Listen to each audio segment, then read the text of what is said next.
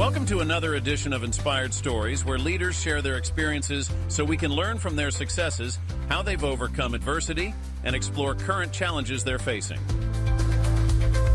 Welcome to another edition of the Inspired Stories podcast, where leaders share their experiences so we can learn from their successes and be inspired by how they've overcome adversity. My name is Anthony Codispoti, and today's guest is Adam Morgan, co-founder and CEO of Elevate Digital. They ensure that you have access to the right technical talent in a flexible delivery model. They don't pin their clients down to a specific model, but rather give them a range of flexible engagement options, including consulting, training, and a variety of staffing options. They fill the space between in-house talent and a traditional consultancy and have experiences across a wide range of platforms. They've been recognized on Inc. 5000's list of fastest growing private companies in America for the fourth year in a row, an honor that only a fraction of 1% of companies can claim. You'll recognize the names of many of their clients, including Lowe's, United Healthcare, ExxonMobil, and Coca-Cola. Adam himself is an accomplished leader in several startups, public companies, and private organizations, having been a part of the leadership team that made Sitecore the first unicorn exit in the web content management space, and was part of Session M, which was sold to MasterCard. Now, before we get into all that good stuff, today's episode is brought to you by my company, Add Back Benefits Agency, where we offer very specific and unique employee benefits that are both great for your team and fiscally optimized for your bottom line. One recent client was able to add over $900 per employee per year in extra cash flow by implementing one of our proprietary programs. Results vary for each company, and some organizations may not be eligible. To find out if your company qualifies, contact us today at addbackbenefitsagency.com. Now back to our guest today, founder and CEO of Elevate Digital, Adam Morgan. I appreciate you making the time to share your story today. Anthony, I appreciate the opportunity to be on. So, Adam, let's talk a little bit about those experiences at Sitecore and Session M before we dive into Elevate Digital. So maybe start with Sitecore. What did this company do that was so special that it was acquired by a large PE firm? Yeah, great question. And maybe it helps to take one quick step back from there, which was I had worked at Microsoft for 8 years prior to Sitecore. And one of the things that we did at Microsoft was we acquired a company in 2008 called Fast Search out of Oslo, Norway. And at the time, it was a relatively large acquisition for Microsoft at about $1.2 billion. And we took that acquisition and built ultimately what Microsoft would call their digital marketing platform group. And so at the time, that felt reasonably forward-looking to look at a macro level and say, okay, customer experience, digital marketing, this is a trend that like cybersecurity, had some legs to it and looked like it had a fairly long runway. And Microsoft really started to kind of waver in its commitment to the space at the time. And so I almost conveniently at the time met the founders of Sitecore, who were kind of an up-and-comer in the web content management space. So think of the software that people would use to power their web and mobile experiences as a content platform. And Sitecore had a ton of momentum in market, was growing quickly, and was really looking to build out their leadership team to scale up and become kind of a global player as a web content SaaS platform. And so we jumped in. I actually moved over there with a friend at the time from Microsoft. We made the move together. Joined the leadership team to grow the sales and partner channel at Sitecore, and it quickly took off. It's actually a rocket ship of a ride. It was a ton of fun, and we grew over the course of 4 years, actually more than 600 or 700% in terms of scaling up, ultimately getting to about, I think, a little over 270 million in revenue when we finally sold to EQT, which is a Swedish private equity firm. So it, on a valuation basis, it became the first unicorn. So just over $1 billion in valuation, first player in the space to achieve that valuation status. It was actually the kind of beginning point, the inspiration for what would ultimately become Elevate Digital. So what was it that you guys were doing there that was so special that led to such this astronomical growth? Yeah, great question. There was a couple things that strategically really kind of gave the business, beyond being a good software solution, right? It always starts with good technology, right? If you're going to be a software company and kind of get the momentum that Sitecore had. But there were a couple things that were really kind of foundational that really spurred growth. One Sitecore invested heavily in the developer community. One of the really intelligent moves done early on was to train as many developers as possible, right? And the thought process was the more people who are familiar with the technology, the more people want to use it. And so they invested heavily and really kind of fostered and incubated the developer community around the Sitecore platform. The other thing we did was we focused heavily on partner channel. As you know, in the software world, there's companies that build the software and then the companies who install and deploy and configure the software. And Sitecore made the decision very early on to not get into the business of implementing the software, lean on partners, right? Whether it's an Accenture or Deloitte down to smaller kind of mom and pop agencies. The decision was made to invest in a partner ecosystem. That actually ironically ends up being the part of the business that I ran for the CEO, was running the global partner channel. But what we did was we frankly recruited and developed thousands of partners, 1,200 partners globally across the kind of 3 global time zones to deploy our software and promote it and configure it for our customers. You had a built-in Salesforce then right away. I'm sorry? You had a built-in Salesforce right away. It was unbelievable. When I left and was responsible for the partner channel, roughly 52 to 53% of our EBITDA was partner initiated. That's substantial. It's unbelievable. And by the way, I'm in no way, shape, or form taking credit for this. We had a world-class team and an amazingly passionate group of people across the globe who were responsible for managing that partner ecosystem. But it was without question a strength. And it continues to be one for them today, many years after I've left the company. Now, I want to hear about Session M, but you said that a lot of the work that you were doing there at Sitecore was actually kind of the inspiration for starting Elevate Digital. How so? Yeah. So like a lot of things, business ideas come out of pain points, right? Yeah. Or a solution that somebody desires. And so while we were this kind of rocket ship at Sitecore, shooting towards 276 million in revenue, my team globally kept coming back and saying, hey, we've got these partners we work with every day, and they're global systems integrators and they're global agencies. And they're calling us every week going, hey, we are looking for somebody who knows Sitecore and Adobe Analytics, or Sitecore and Salesforce Sales Cloud. Pick your marketing technology solution. And they were constantly coming back to us looking for good people who knew specific marketing technologies and had specific experience. And out of 1,200 partners globally that we were managing, we didn't have a single one in the staffing space that we felt like was the answer there, that could provide a compelling solution when we go with a really niche skill set that we needed to go to that partner with.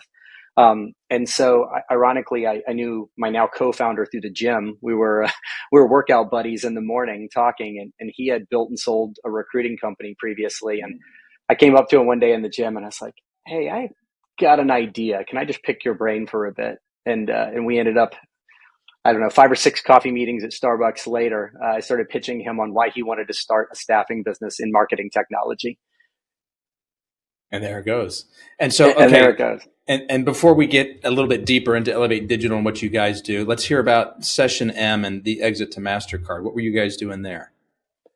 Yeah. So, and this ties a little bit into the founding of Elevate Digital, but, like a lot of people, when Rich and I first started Elevate Digital, it was a side hustle for both of us. It was like, here's an idea, let's, see if this thing has legs. And we both started it kind of as a side hustle, me really as a board member, because I had a pretty demanding job.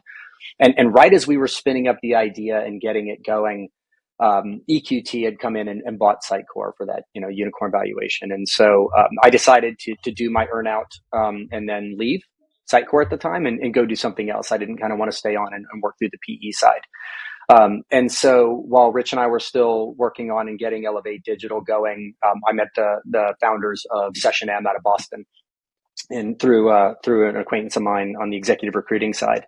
And he connected me through, went and met with them, and they were a loyalty SaaS play. So they had built a software solution really focused on customer loyalty. And I met the founders. Originally, it was just supposed to be a lunch meeting about talking about what Sitecore had done and lessons learned. And they just kind of wanted to pick my brain about building out the sales and partner channel. So I flew to Boston and had lunch with the founders, and then ended up on the way to Logan getting a phone call that they asked if they could hire me. And which was an amazing honor. And so while Rich and I were building Elevate Digital, and again, still side hustle. I needed a day job or wanted a day job. And so joined them at Session M, and we built that for 3.5 years, ultimately selling it to MasterCard in October of 2019. And that was when I left and came over to be CEO of Elevate full time. And so, having gone through those two substantial exits, is the process exciting, exhilarating, exhausting, frustrating? How would you describe it? Oh, that's a great question. Can I say all of those at once? Sure. No, it is. It's for anybody, and I know there's a lot of us out there who've worked in kind of the PE and VC ecosystem. It can be very tiring because you find yourself both managing the business as your day job, right? You got to run a business and grow it, and usually grow it at a pretty substantial clip. But then also managing other stakeholders who have their own needs and agenda in terms of what they're looking for as a financial investment. And so it became a process. It's certainly educational. Ultimately, it's exciting in that I'm not one who tends to be, at least personally, driven by money as much as the outcome for the people involved, right? Like, how does this become an opportunity for everybody, whether it's a growth opportunity, a skill development in terms of the process, or ultimately, what is that bigger company that you become a part of? Does it create new careers, new expansion plans, new acquisition opportunities? What does it enable the team to do that maybe we couldn't do before when we were a standalone entity without that investment? And so all of it is exciting, challenging, stressful. I forgot all the adjectives you threw out, but I think they all apply in some way. It's a real emotional soup, huh? It's unbelievable. And it's a great growth opportunity. It's been educational for 5 lifetimes. So, okay, so let's dive a little bit more into Elevate Digital. So obviously I gave the intro at the beginning of the interview that sort of gives a high level, but let me hear it from you, the founder, the CEO, co-founder, CEO. What is it you guys do? What's the pain point that you're solving? Yeah, the pain point we really focus on solving is that companies have business problems that can be either solved or enabled through technology. And we genuinely believe that the solution to that technology problem is usually the right person or the right group of people. And what we've worked really hard over time to do is say, we know the answer is the right person, but we don't want to force you to commercialize it how we want you to. We're not a hammer looking at everything like a nail. And so we've tried to take this people first, but commercially agnostic approach to the market of, we want to solve technology problems. We want to solve it with the right people, great people. But we want to do so in a way that flexes to how your business needs to do it. So we talk a lot about being commercially agnostic, meaning you may have a problem to solve where you want to grow your own team. And so we want to help you build that team with the right people. You may have a great team in place, but they're lacking specific skills and just need a SME or a group of SMEs to come in and help them resolve that issue or solve that technology problem for a short period of time. So there's staffing solutions for that. But we also see clients want to be able to hand us and take on a level of ownership off their plate where we can come in, bring in a team of talented individuals and solve the problem for them holistically. And that's where our consulting and managed services function plays in. But the difference is we don't come in with the notion of how we're going to solve it. We try to take a strategy and solution-led approach in terms of how we've built the company out so that we can be very problem solution oriented and then again, be agnostic to how we commercialize it on the back end. I can see why this would all be very attractive to the customer. Kind of a one-stop shop for a lot of different technology needs, flexible sort of staffing model. But on your side, it seems like it is very complicated and difficult to house so many skill sets and expertise under one roof, as well as, I mean, we're kind of talking about even different business models here in terms of I've got a consultant I can place with you for a little bit. I can, find somebody to place with you full time. Like, how do you guys wrap your head around all those different things? You are spot on, Anthony. We try to wrap our heads around it every single day. And I guess the fun part is we never stop learning or testing new ways to figure it out. But you are right. It is not easy. And frankly, it requires a pretty substantial investment up front in talented senior people who can diagnose and solution correctly, right? Because there's got to be a business acumen there. There's got to be a technical understanding. We try to stay really focused in terms of which technologies we feel well suited to solve for, right? It's one thing to staff anything across the kaleidoscope of technology, but it's another thing to go implement something and own it, right? And so we try to stay really focused on the consulting side and where we can be good, but we have had to invest heavily up front in a very senior staff that can check the strategy and solution box. But there's also a ton of value add. And I think it's why, or at least I hope it's why we have a high client retention rate, is because they see that investment up front and they know we're committed to solving it the way they want to solve it, not the way we want to solve it. Talk to me about business development. You don't get to the Inc. 5000 list 4 years in a row without a pretty smart strategy on that side. What are you guys doing? Yeah, that's a good one. Love to tip the hat to strategy, but I'd back up one step and say we have a world-class team. They're phenomenal. Love them. We have a hiring philosophy on our team, which is if it's not a hell yes, it's a no.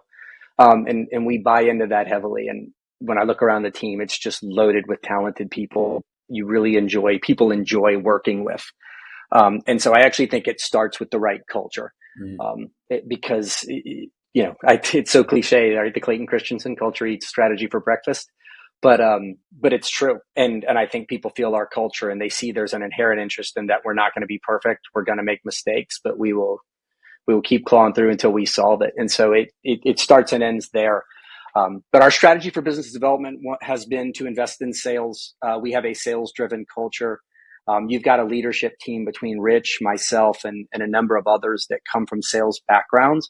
And so there's always kind of this mindset of, solving a problem is the best sales tool we have. And so, client growth, client retention, because of that commercial portfolio mix you and I just talked about, we look at success as a client who wants to work with us across the range of services. Are they doing consulting projects and staffing with us? Well, are they also doing managed services? Well, that's a great indicator of a healthy client relationship. Right. And when I look at our biggest and best clients, it is a hybrid of those different revenue streams and those different service engagement types. And that's a great business development tool, right? Is go do a great job. What does future growth look like? Yeah, we'd like to continue to invest in expanding a couple key service areas that we feel like our clients have needs around. It is historically been very client driven to say we want to expand our services portfolio in a way that we can offer them more compelling solutions. Some of that, much to our point about the beginning of the company, we do a disproportionate amount in customer experience, right? And if you look across kind of that spectrum of customer experience, we want to continue to expand web, commerce, CRM, customer data platforms, marketing automation, data and analytics. We want to continue to build out and expand those investments, broader team, deeper in strategy, be able to help recruit more effectively. Sometimes what we're doing is we're delivering consulting engagements with contractors embedded in so that the client can hire them out alongside our team, training and enabling them into the client. So continuing to invest in those deployment models, and then a big investment in machine learning and AI. And I know that sounds cliche to say, but you can't be in tech and not have a strategy for both how you use AI for your own internal delivery, and then how we use AI as a customer enabling technology. And so we've got investments we're making there. We've got acquisitions we're targeting there, and we want to continue to invest. What can you say more about AI and the way that you're using it or hope to use it? Well, the politically incorrect answer I'd say first would be that if we played a drinking game on AI, you and I probably wouldn't make it very far on how abused it gets, whether you're at a conference or some other technology event, right? With the AI terminology, but when we have key technology partnerships with Adobe, with Microsoft, with Salesforce today, and when you look at those partnerships and the projects we do around them, as an example. Look, these are the 800-pound gorillas in tech, right? They all have their own AI strategy. And so we find ourselves not only having to understand their AI strategy and how it gets embedded into our offerings, but how we leverage it ourselves, right? Internally to drive solutioning, to drive enablement, et cetera. So we're getting our arms around it. Like everybody else, it's really hard to separate the noise from the reality. And so we find ourselves spending a lot of time right now trying to focus on what's real and helping our clients discern what's real. Talk to me a little bit more about your team. you mentioned a couple of times you've got a world-class team. Describe them. Where are they? What are they doing? How do they all kind of fit together? Yeah, gosh, they're outstanding, and it's it's a motley crew of personalities. If I think about our head of product versus our head of consulting or head of sales or head of recruiting, everybody's got a really diverse set of backgrounds, ironically, more than you probably think. But they all have a number of common factors, which is they've got great personalities. They're all great human beings.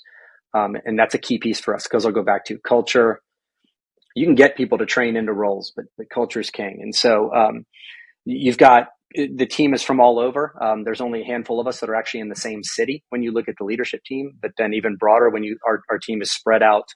Most of it is concentrated in North America. We've got some international folks in other markets, depending on the technology set. But it's an ambitious crew, and they are heavily motivated by bluntly helping each other succeed. We just did an exercise not long ago, and it was kind of driven by a blurb we heard from a podcast interview, which you'll appreciate. But we went through the exercise first with the leadership team, and then we broadened it and we said, why did you come to Elevate to start? Like, what was the reasoning you came here? And then why are you still here? Right? What keeps you here for the for the foreseeable future? Why are you staying at Elevate? And universally, everybody on the leadership team and what we call the extended leadership team said the team they work with is why they stay here and what's keeping them here for the future. And that says a lot, right? Because commitment to your teammates and commitment to each other and what success looks like will carry a long way and help you tolerate a lot of things while we're figuring stuff out. Yeah, I've talked with a number of folks in the staffing space or HR space, and I like to ask the question: what's the biggest reason that you think people switch jobs? And they say the biggest thing that they find is that it's who they work with. They don't like the manager that they report to. And on the flip side, you're saying people stay there for the opposite reason, because they really enjoy who they report to. They really enjoy who they're working with. So I'm kind of curious, you guys have this distributed team. You talk a lot about culture. It seems like it would be difficult. It would be a challenge to kind of build and establish culture without people being physically together. How do you guys approach that? Boy, that's a big question, Anthony. Right, and this, right? Because since COVID came about, everybody's been grappling, right? When you entered this world of remote work, right? When it became the reality, that became everybody's challenge, was how do you build it, right? And I'd say we're no different. And we're a team that prides ourselves on getting together and having a good time. And I don't know if swearing is inappropriate on your podcast or not. I certainly don't want to offend you, but come as you are.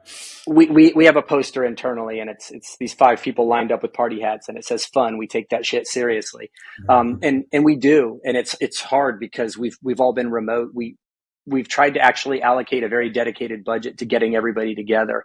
And because we're headquartered in the Carolinas, historically, we used to be really good and want to get back to this of getting everybody in, getting them to the mountains. We love going to either Carolina mountains or the beaches, which are epic on both sides and within a couple hours of us each way. And God bless the Carolina mountains. We've jumped in from trying to contribute there lately with everything that's happened.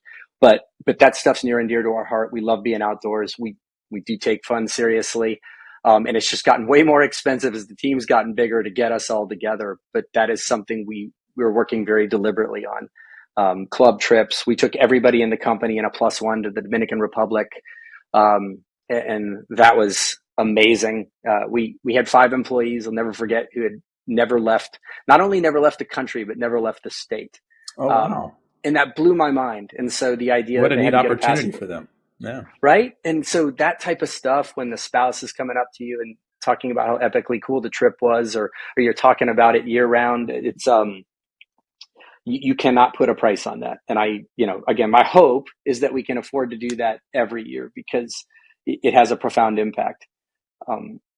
In fact, if you don't mind me telling this quick story, because so the president of Sitecore, when I was at Sitecore, we used to do a company trip every year, and you got to bring a +1.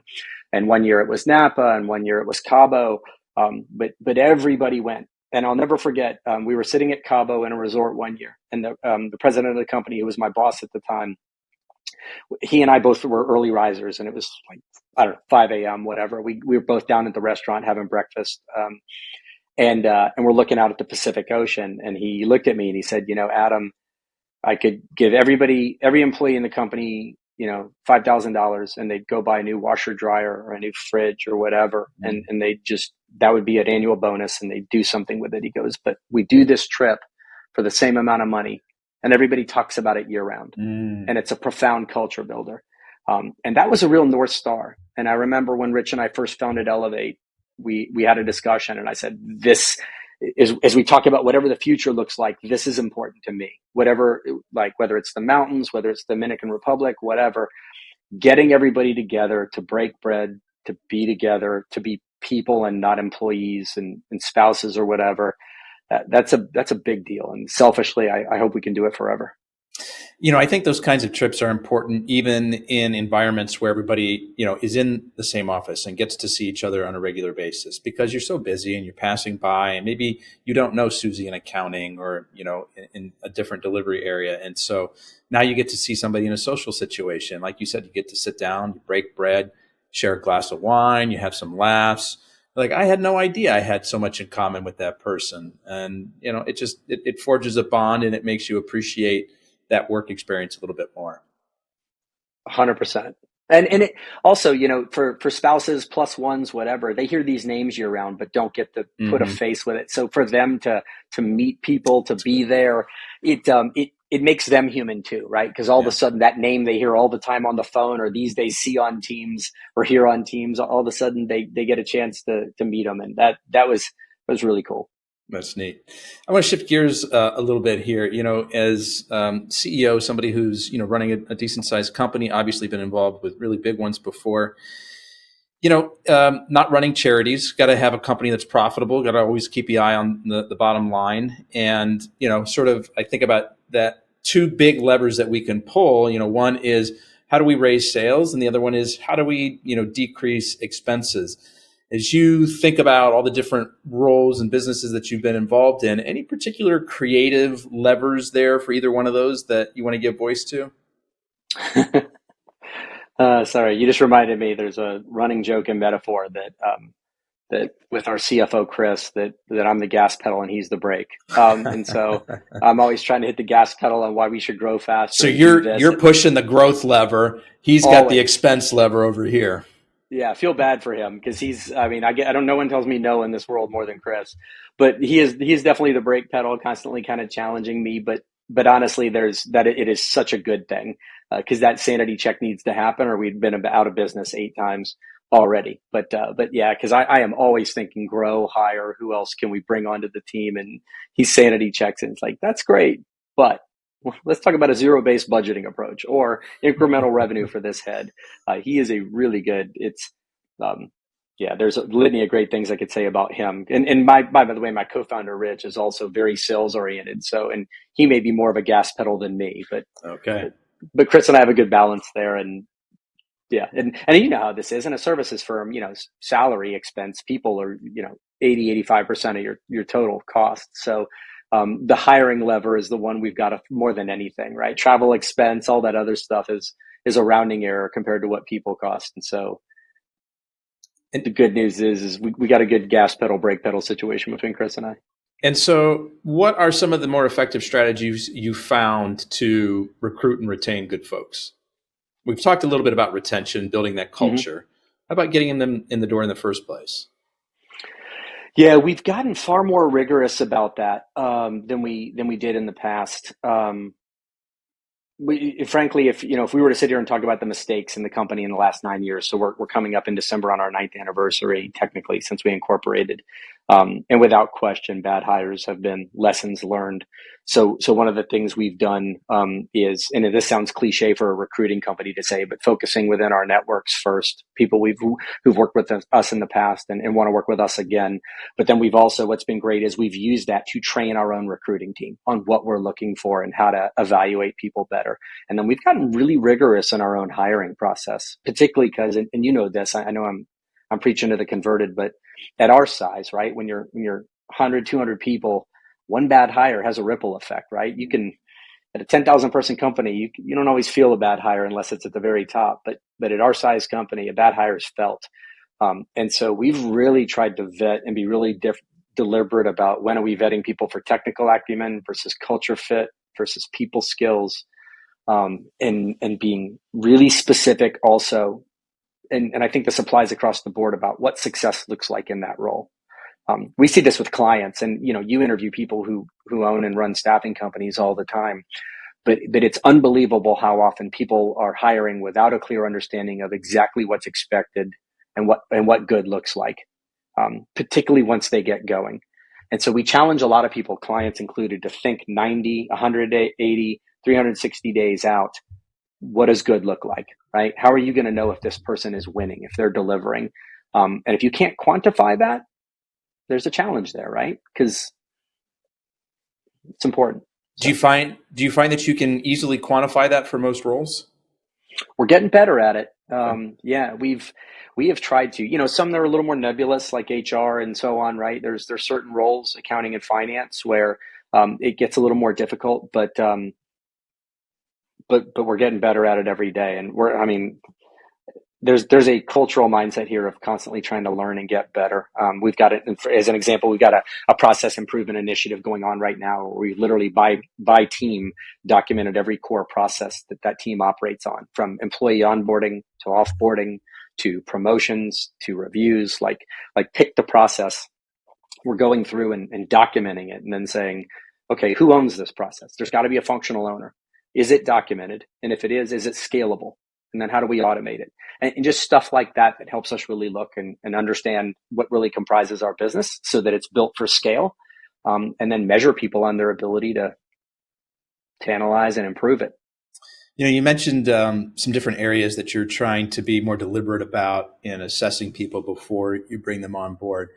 I would think that technical skills would probably be one of the more easy ones to evaluate. You can look at work that they've done. You can hire them to do a test task and get a sense of the quality of their work.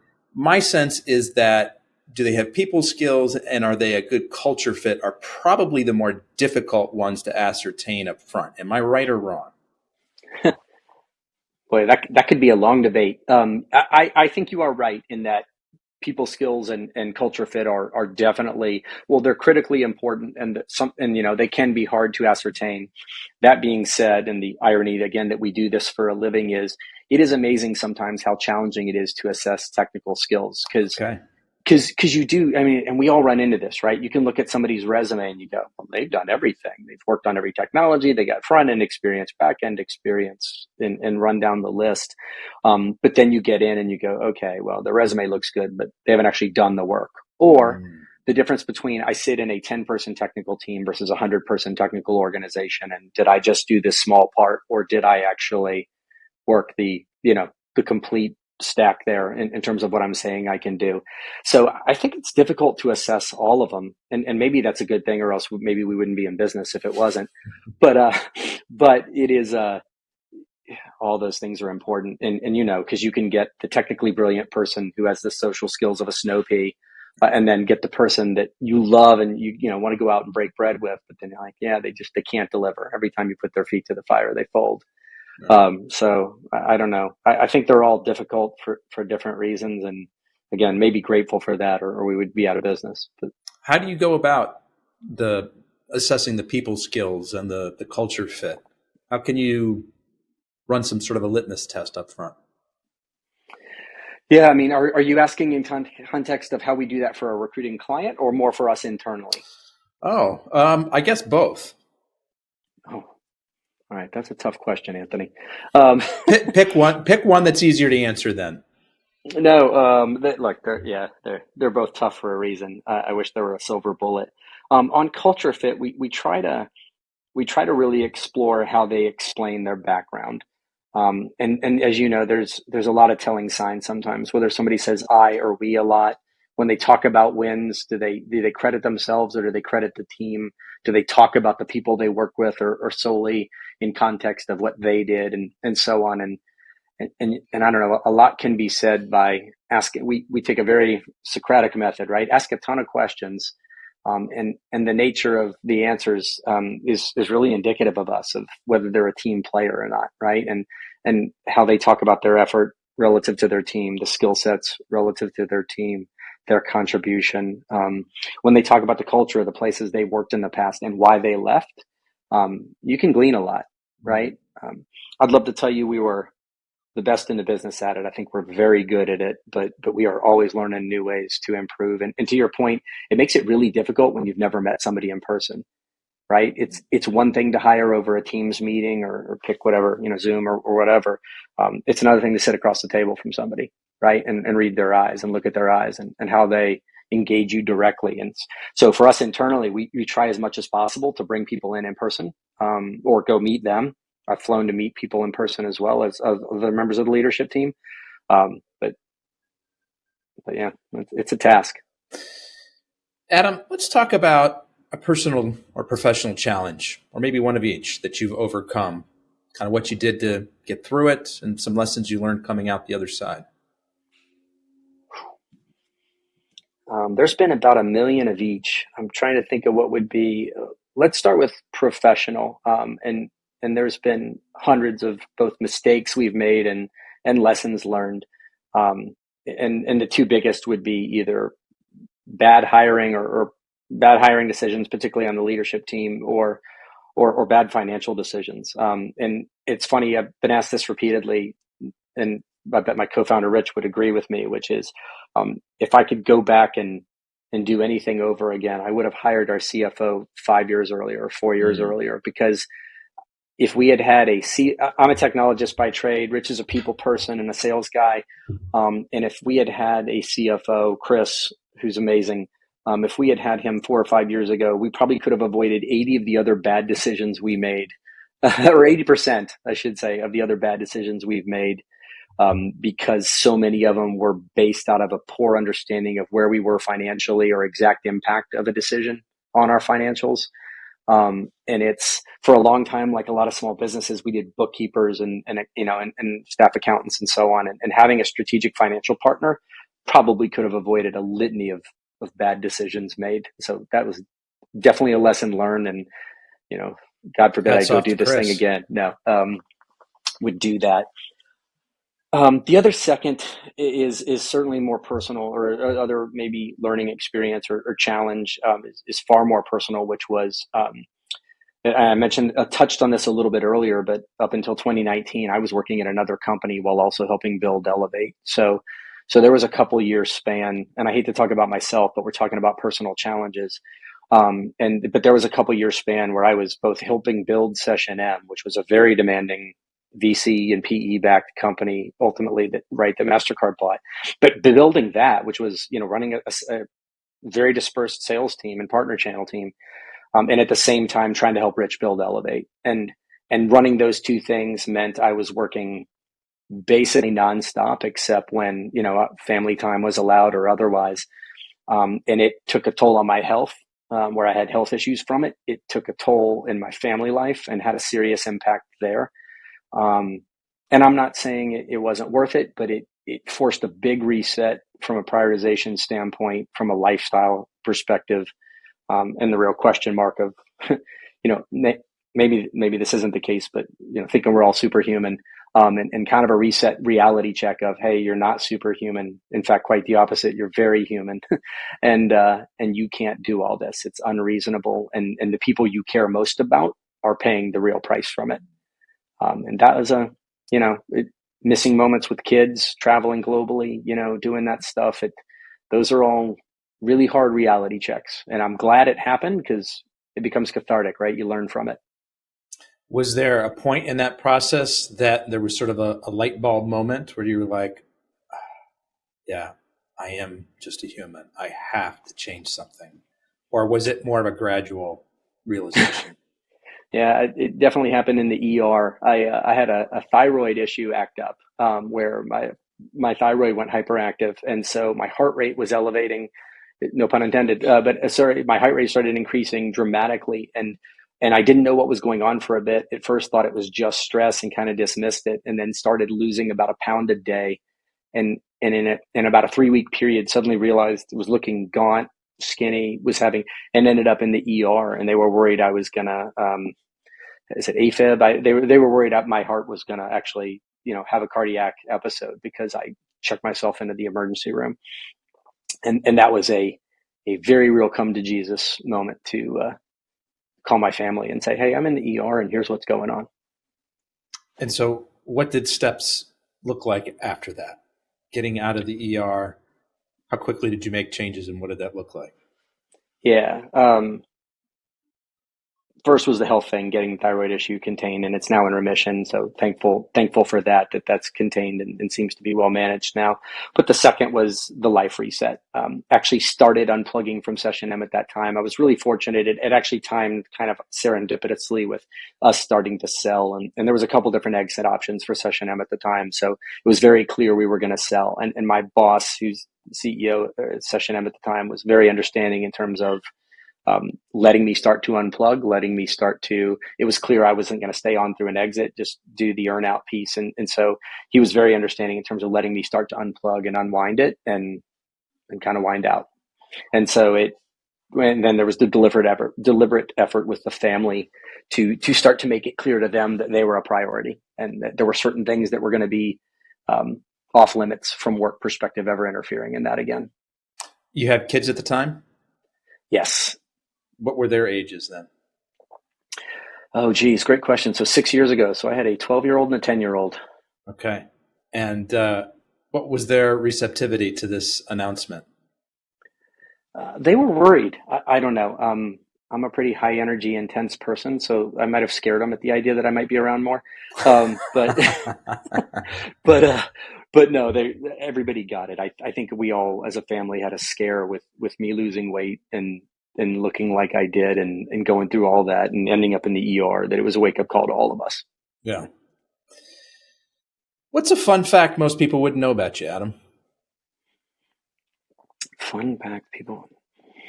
At least I was growing up an adrenaline junkie. And so for a long time did a bunch of crazy stuff from skydiving to a lot of scuba diving, did a great white shark expedition in Southern Australia, a lot of rock stuff, MMA, was a martial artist growing up. So always kind of an adrenaline junkie.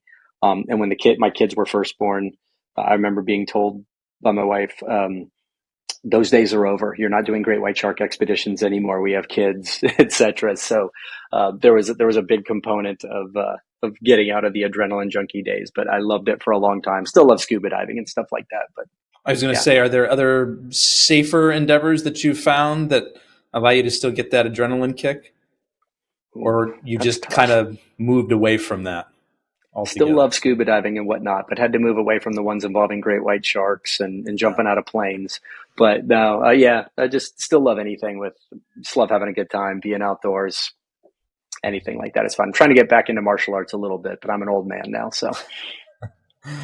Any specific mentors, books, podcasts, other experiences that you want to call out for being helpful in your process? That's also another good question, and almost too many in ways. Love reading, love consuming podcasts. There's a ton of good ones. Yours is excellent. Grit is excellent. One of my favorite books. I don't know if you ever saw The Bear, on the series about the restaurant in Chicago, but there's an episode in season 2. I think it's episode 7, where the cousin goes to work in one of the top Michelin rated restaurants in the world. And in it, he's reading a book, which clearly looks like a product placement, but I ordered it. It's called Unreasonable Hospitality by Will Guidara. And it's about his journey, him and his partner's journey to build the number one restaurant in the world. And Unreasonable Hospitality is about this idea of being so exceptionally customer oriented that you want to deliver a world-class experience to them. And I love the book and the mindset and the fact that it's around a completely unrelated industry to what we do. But there's so many good lessons, and our whole leadership team has either read it or reading it now. But it's outstanding. And just the idea of how do you exceed expectations is a great mindset, right? For our employees, for our customers.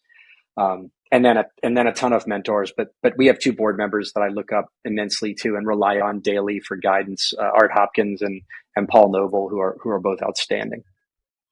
So I'm completely aligned with the idea of delivering just an outstanding customer experience. How can you over deliver? How can you wow the person? How can you just deliver the best of what you have to offer?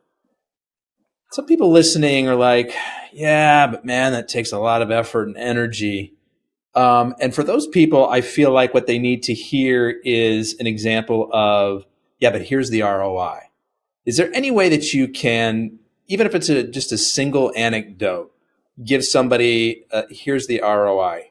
Here's something I did, and here's something that it led to. And That is a I great. almost hesitate to ask the question because it almost feels like in some way doing it for the wrong reason. Because That's Anthony. You and I think alike. That's kind of where I was going. Is in my mind, I'm like, don't do it for the ROI. Do it because it's the right thing, and the ROI comes naturally. To your point, it's almost it's almost like the what's in it for me. It's like, no, don't. yeah, That's not the reason you do it. We're not doing this for what's in it. If you do the right thing, things will play out the way they're supposed to. And we actually talk about this with our sales team a lot. Like, there are a litany of decisions we've made in the last 4 or 5 years that were us coming out of pocket for a client mm, because they thought something was wrong or we thought something was wrong.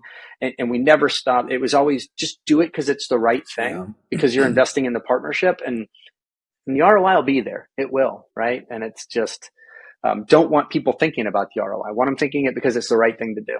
But I agree 100%, and that's how I approach things. But I feel like we could pull more people into doing the right thing if we could show them that there was ROI. I mean, look at all the green stuff going on, right? Like, Yep. do this because it's good for the environment. Well, you're going to get a heck of a lot more people to do it once doing what's good for the environment is also good for the pocketbook. Yes. So fair, but so let me. Oh gosh, I worry. I'm always hypersensitive about anything that sounds like a chess beat. But how about this for an ROI statement? We we try to do the right thing all the time, and we always should as much as we can because it's the right thing to do. And the ROI is 4 straight years on the Inc. 5000 for fast growth, right? The frames on the wall, that are the very definition of a team award. It's not a CEO award. It's not a president award. And it's certainly not an executive team award. It's a team award. And we talk about that all the time. And there's the ROI. We would not have achieved those growth numbers if we weren't trying to do the right thing every day. Bingo. There we go. That's the exclamation point. What's something you wish you could teach a younger version of yourself, Adam? Something that's super obvious now that, boy, if younger Adam knew that. Don't drink vodka on an empty stomach. No, that would have been high school. No, gosh, that is a great question. And there's so many lessons there. I would say, and this sounds cliche because I've heard so many other people say it, but it's so true, which is don't fear failure. Like, embrace it. There is no such thing as failure. There's just lessons learned. And that is, to some degree, I think I've always believed that personally, but you can't. Repetition's the mother of skill, right? So I'd go back to young me and beat myself over the head with it and just say, don't fear failure, fail it, embrace it, pivot, keep going. If you don't stop moving your feet, you are going to make progress. You might vector and veer a bit, but you're going to keep moving forward. And I say this to my kids all the time, like, no, embrace it, just move from it, pivot, keep going, but don't fear failure. That is, in life, I can't imagine a more valuable lesson. I think that is powerful. Did you find a way to phrase that for younger kids in a way that they actually understood it and at least somewhat embraced it? Yeah, I mean, at least I can only speak from parenting my two, right? But and I've got a son and a daughter, and they think very differently at times. God bless them. But I do try to present it around optionality, like what happened, all right? And very outcome orientation, right? And if you think it was a failure, great. Okay, is that an endpoint, or are there additional options from here, right? Mm. What's the direction forward? And if you kind of reorient them to that, this is a point in time, and that there are options from here, and maybe revisiting. All right, my options 4 weeks ago before this decision were X. Here we are at this point in time. If they think they've failed, all right, do you really not have options? Oh, you do? Great. Let's reframe those. What are the options from here? And this is coming up a lot right now. I've got two kids looking at college, and both student athletes. So having conversations around the path forward is front and center every day right now for us. And part of the reason I asked the question, how to teach it to your kid, is because I think if you can figure out how to teach it to a child or a younger person anyways, obviously there's sort of a cutoff point in terms of being able to conceptualize and understand things.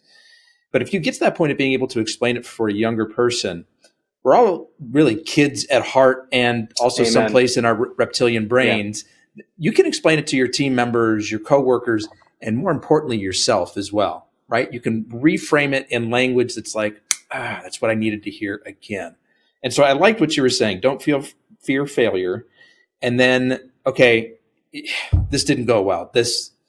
I failed, quote unquote. This didn't work out. Okay, is this an endpoint, or what are the options from here? I really like that last part of it. I think it's helpful. You and I were talking about this a little bit when we introduced ourselves. I think the athlete's mindset is immensely valuable for that reason. Some people say they love hiring athletes. I love talking to athletes because you cannot play a sport, no matter what sport it is, and not have experienced failure. You've lost at some point. You've failed, whatever. Not failed, but you've lost at some point. And there's just so many valuable lessons there. And that is one of the effective ways with both my kids as student athletes is using sports metaphors. Like, okay, you didn't win here, but you won there.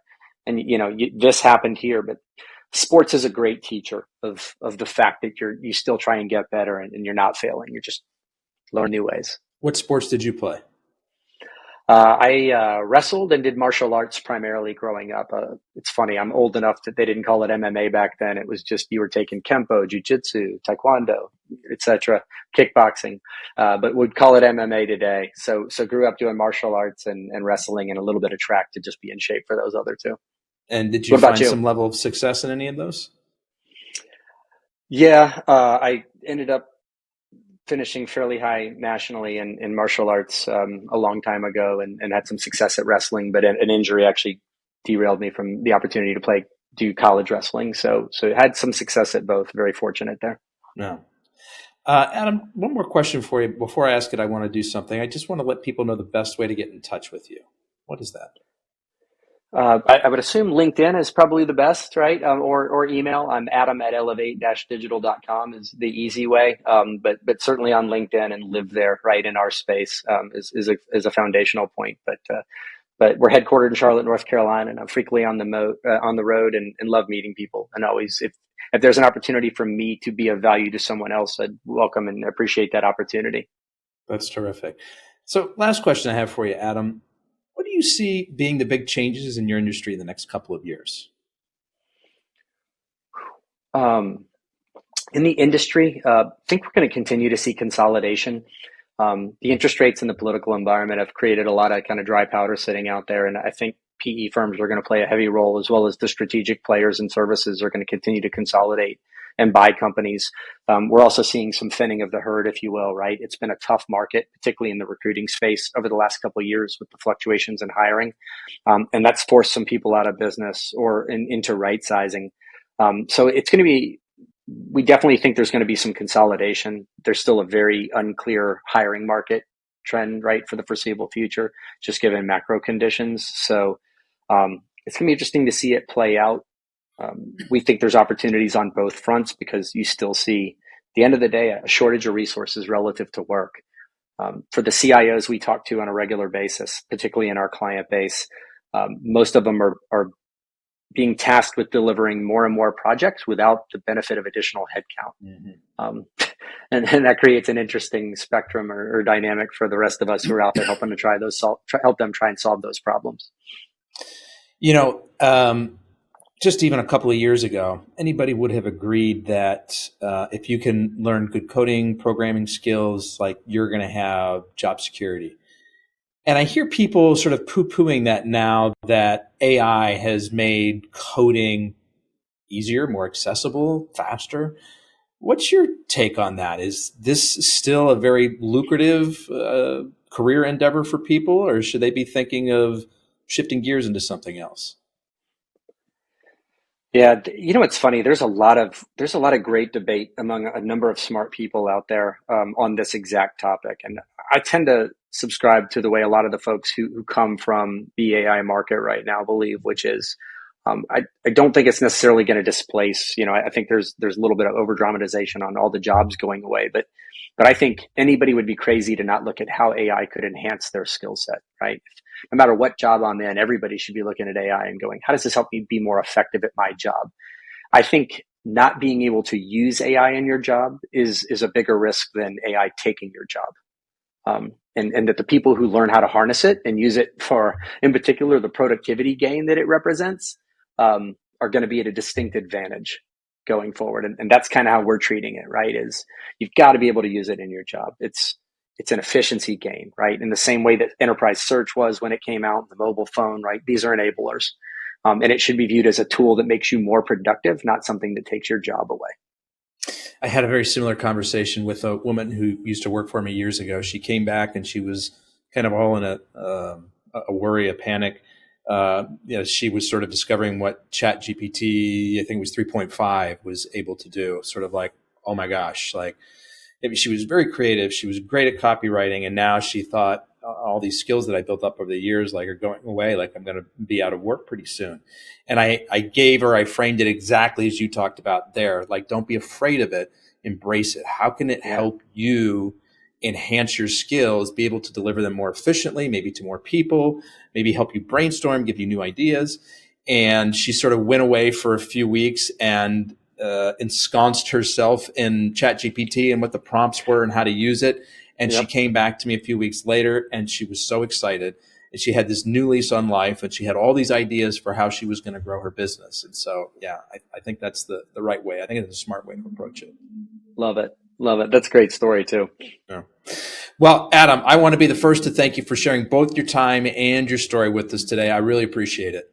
Likewise, your time is your most valuable thing, Anthony. So it's been an honor and just appreciate the opportunity to spend time with you. Absolutely. Folks, that's a wrap on another episode of the Inspired Stories podcast. Thanks for learning with us today.